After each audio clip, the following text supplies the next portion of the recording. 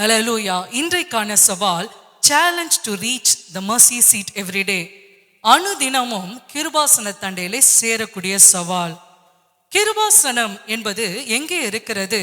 நாம் பழைய ஏற்பாட்டில் ஆசரிப்பு கூடாரத்திலே நாம் வாசிக்கிறோம். மகா பரிசுத்த ஸ்தலத்திற்குள்ளாய் காணப்படுகிற இடம் தான் கிருபாசனம். மகா பரிசுத்த ஸ்தலத்திற்குள்ளாய் உடன்படிக்கையின் பெட்டியின் மேலே கேருபீன் சேராபீன்கள் அமர்ந்திருக்கிற இடத்திலிருந்து கர்த்தர் ஜனங்களோடு கூட பேசினார்.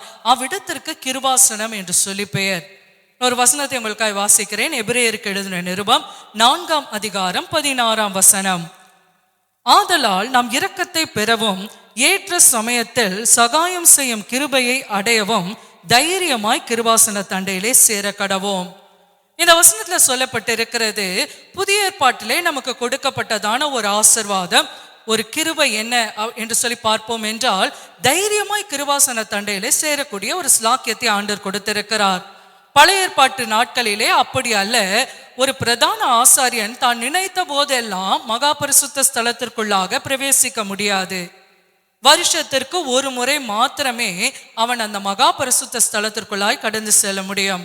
எபிரேயருக்கு எழுதின நிருபம் 9ஆம் அதிகாரம் 7ஆம் வசனத்திலே நாம் வாசிக்கிறோம், 2ஆம் கூடாரத்திலே பிரதான ஆசாரியன் மாத்திரம் வருஷத்திற்கு ஒரு தரம் இரத்தத்தோடு பிரவேசித்து அந்த இரத்தத்தை தனக்காகவும் ஜனங்களுடைய தப்பிதங்களுக்காகவும் செலுத்துவான். அப்ப மகா பரிசுத்த ஸ்தலத்துக்குள்ளாய் ஒரு பிரதான ஆசாரியன் கடந்து செல்ல வேண்டும் என்றால் வருஷத்துக்கு ஒரு முறை தான் அவன் அதை செய்ய முடியும்.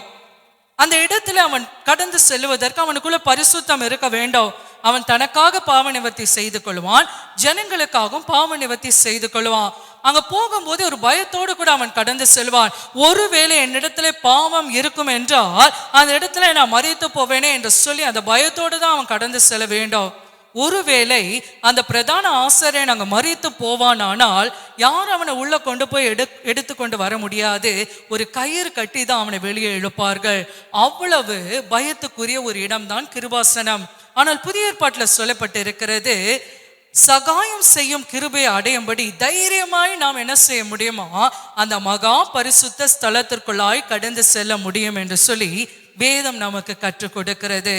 இன்றைக்கு நாம் ஜெபித்து கொண்டு இருக்கிறோம். 13 நாட்களாய் கர்த்தருடைய சமூகத்திலே ஜெபித்து கொண்டு இருக்கிறோம்.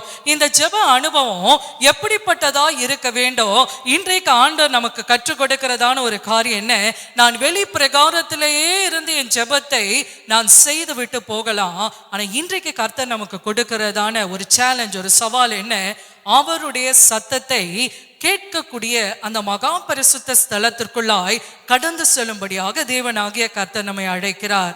அந்த இடத்துல போகும்போதுதான் ஜெபத்திலே தேவனோடு ஐக்கியம் கொள்ள முடியும், ஆண்டவருடைய சத்தத்தை கேட்க முடியும். கர்த்தர் ஜனங்களோடு கூட இடைப்படுகிறதான இடம்தான் அந்த மகா பரிசுத்த ஸ்தலம் என்று சொல்லி வேதம் சொல்லுகிறது.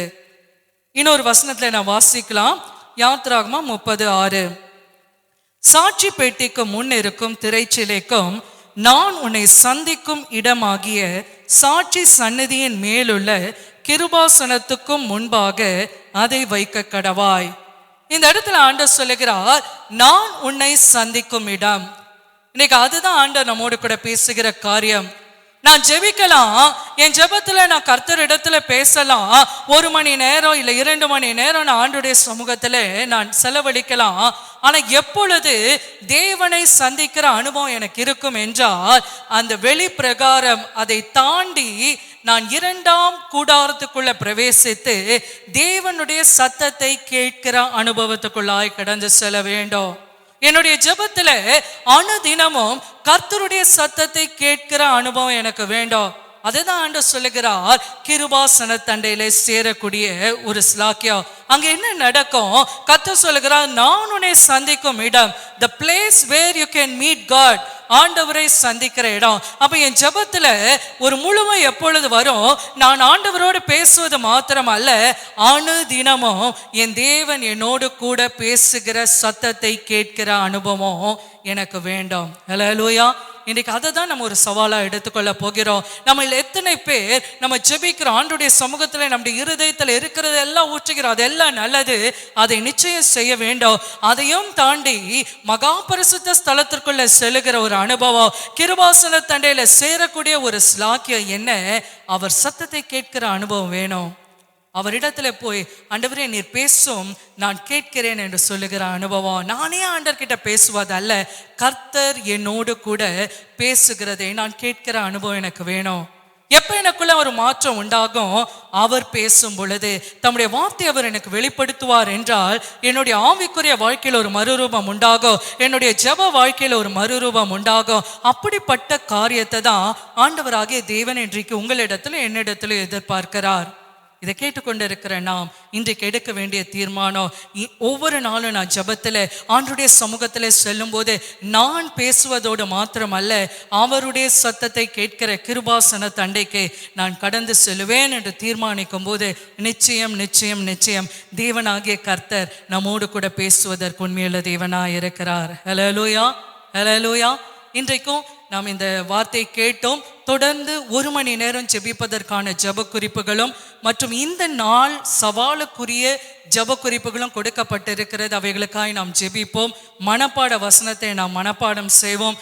கர்த்தர் நம்மை ஆசீர்வதிப்பாராக. God bless you.